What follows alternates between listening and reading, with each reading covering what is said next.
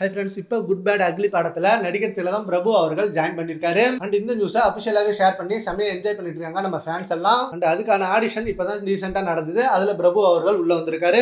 And இது வரைக்கும் நம்ம குட் பேட் அக்லி படத்துல நட்டி நட்ராஜன் வந்திருக்காரு. அண்ட் அதே மாதிரி மலையாளம் படம் பிரேமுலு ஃபேம் நேஷனல் வந்திருக்காரு.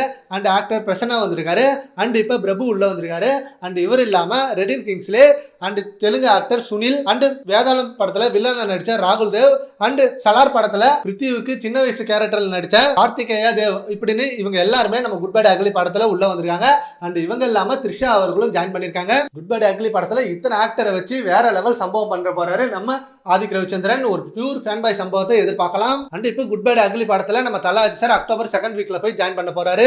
60 days தொடர்ந்து கண்டினியூஸா ஷூட்டிங் அங்க போக போகுது. அண்ட் அதுக்கப்புறம் கண்டிப்பா நம்மளுக்கு குட் பேட் அக்லி படம் பொங்கலுக்கு தான் ரிலீஸ் அப்படின்ற மாதிரி அபிஷியலா அவங்க கன்ஃபார்மே பண்ணிருக்காங்க. குட் பேட் அக்லி படம் எல்லாருக்கும் ரொம்ப எதிர்பார்ப்பு தருது. ஏன்னா அஜித் சாரோட கெட்டப் அப்படி. இப்ப ரீசெண்டா கல்யாண் மாஸ்டர் வேற இந்த படத்துல அஜித் சார் நிறைய கெட்டப் போட்டுப்பாரு, டிஃபரெண்ட் ஜேனர்ல வருவாரு.